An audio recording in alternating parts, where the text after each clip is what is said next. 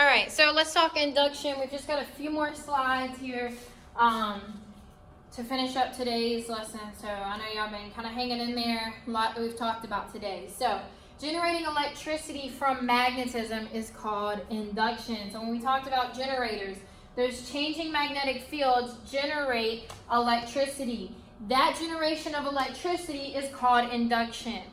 All right, the presence of a charged object and a neutral conductor will force electrons to move. The movement of electrons creates what we talked about the last 2 units, current. Current is the flow of electrons. So if that charged object and the neutral conductor create that flow of electrons, right, then we have created a current, all right? As we learned, electrical current is that movement of electrons.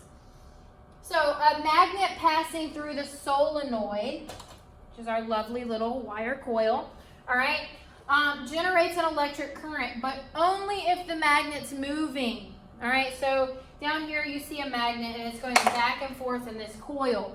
And what happens? Those electrons flow and flow and flow because they're trying to go back and forth between the two ends of this bar, all right? So as the magnet moves into the solenoid and it is stationary, once I bring it to the middle, if I stop it, there's no magnetic flux, there's no induction, there's no current, all right? But as I move it back out, notice as I'm moving it, I have a current. So that movement back and forth creates a current. That's what generates our electricity, is that movement of that magnet, as we talked about a few slides ago.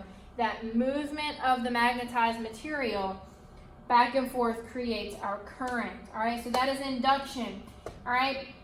Induction, important to remember your vocabulary word. Induction is the generation of electrical current by the flow of a magnet through a coil. All right, so you'll see some questions maybe on your test that talks about a magnet going back and forth. If that magnet is moving, your little ammeter, right, that measures current, ammeters measure current, your ammeter should show a flux of current. If it says your magnet is stationary, then you should show 0 current on your ammeter.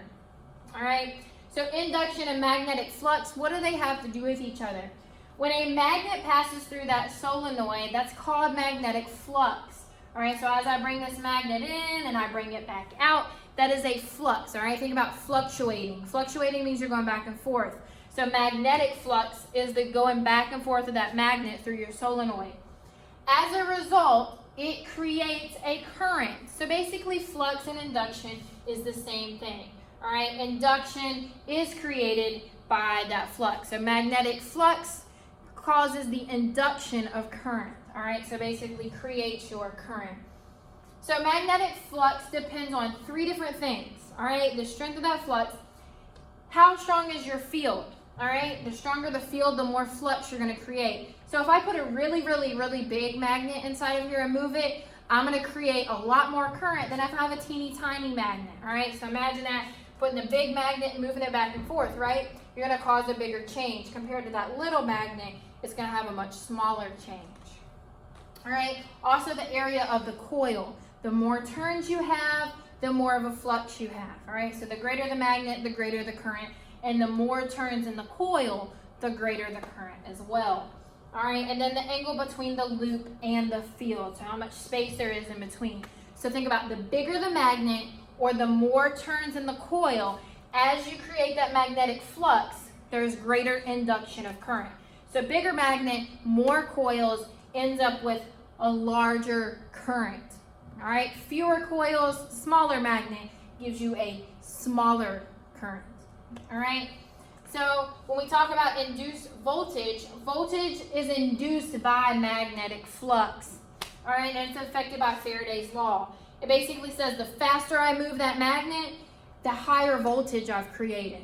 Right? Faster I move it, the more current, and therefore the more voltage or the more potential difference, because we know that potential difference is what drives my current around the circuit. So if I create a greater current, that means I therefore have a higher voltage.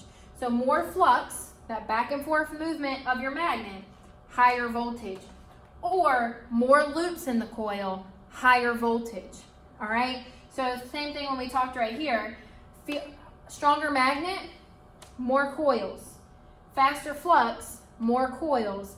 gives you a greater current and a greater voltage. Current and voltage go hand in hand. If I increase my current, I've increased my voltage because I had to have a greater potential difference to drive a stronger drive of current around that circuit. All right, so faster flux and more loops, or stronger magnet. All right, so stronger magnet, faster movement, more coils creates a stronger current and therefore a higher voltage. All right, so take some time, kind of sort that out in your brain. I know that's a lot. All right, so if I look back here, more turns, bigger magnet, faster motion is going to give me a larger ammeter reading, which is my current. All right, so my current's going to go up, and as a result, my voltage goes up. When current goes, voltage also goes. All right, so when we talk about our power plants, how do they generate energy? Power plants use coal, wind, even water to rotate those turbines. So I mentioned earlier, like a little water mill turn, that's what that is right here.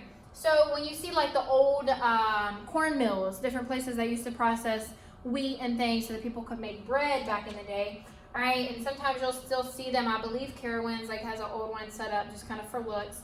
Dollywood, if any of you have been to Gatlinburg, still has a lot of these just for looks, right? So they're little mills, and what they do is the water that comes from that stream hits this and turns it. What do we know? That's the turning, right? So we don't want to stand here and crank it, so we're letting the water do the turning for us. So it falls on this side of the wheel, and then it keeps going around. And as it turns this, all right, the rotating turbine provides that changing flux, all right? So we know as this turns, the flux is going, right? The magnet is moving in between, and as that magnet moves, it creates current, all right? So this right here, as you turn, think mechanical energy uses the flux to create current of electrical energy.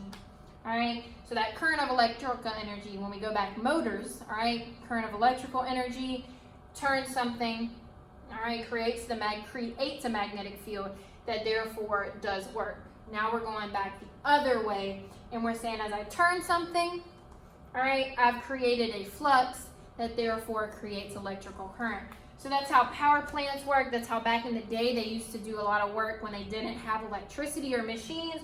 They created it, right? They created electricity using whatever means they could. Wind, when you see the big turbines, they're spinning those wheels, and as they spin, or spinning the little fan on top, all right? As they spin that fan, it's causing a mechanical turn inside of it, and as it turns, that magnet is fluxing in between. So think of this picture, right? But it's going to look more like this, all right? That magnet is moving inside, creating a current, and therefore producing electricity. So that's what happens in our power plants. They use a bunch of different methods.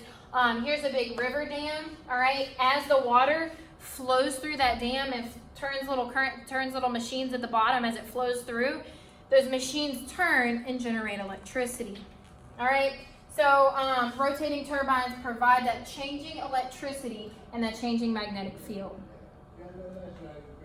All right, that's all for today.